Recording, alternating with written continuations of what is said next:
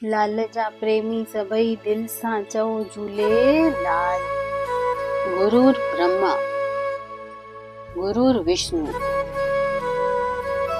गुरुर्देवो महेश्वरा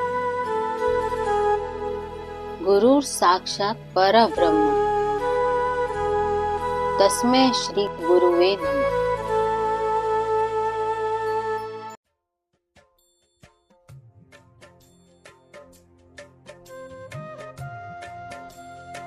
कृष्ण भगवान गीता में चयो आहे कि गुरु करणो ज़रूरी आहे। भगवान कृष्ण भी गुरु कयो हो। भगवान कृष्ण जे गुरु जो नालो हो महर्षि संदीपनी। इएं ही राम भगवान जे गुरु जो नालो हो ऋषि वशिष्ठ ऐं ऋषि विश्वामित्र। इएं ही भगवान झूलेलाल जे गुरु जो नालो हो गुरु गोरखनाथ। त असां सभिनि खे गुरु करणो ज़रूरी आहे, छो त चवंदा आहिनि कि गुरु बिना गति कोन्हे। हिन जो मतिलबु आहे कि गुरु बिना का बि प्रगति या उन्नति कोन थी सघे।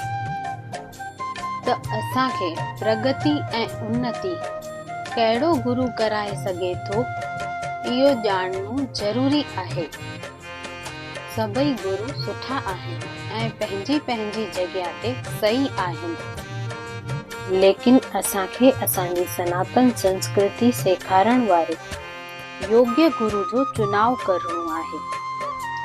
छा योग्य गुरु उहे आहिनि जेके असांखे असांजे भगवान झूलेलाल जे बारे में ॿुधाइनि था, असांखे जल ऐं जोत जी पूॼा जे बारे में ॿुधाइनि था, असांखे बहिराणी साहिब जे बारे में ॿुधाइनि था, या छा योग्य गुरु उहे आहिनि जेके असांखे भगवान जे अॻियां ॾीओ ॿारण लाइ मना था कनि?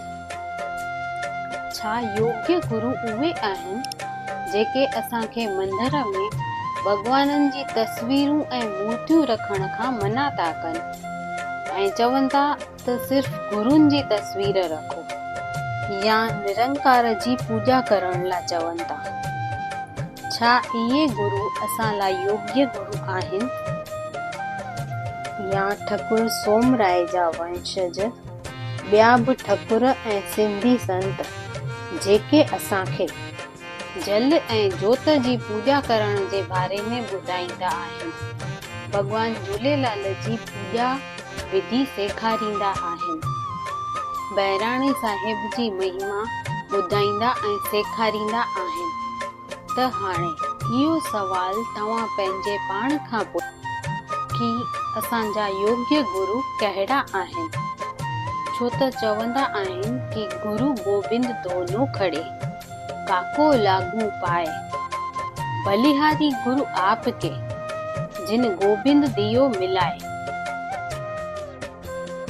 असां सिंधियुनि लाइ असांजा गोबिंद असांजा झूलेलाल भॻवान आहिनि।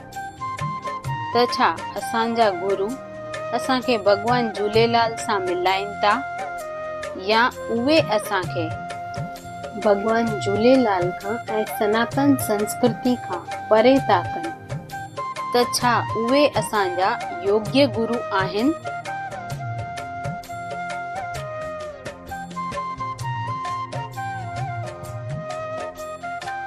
जय झूलेलाल, जय झूलेलाल, जय झूलेलाल।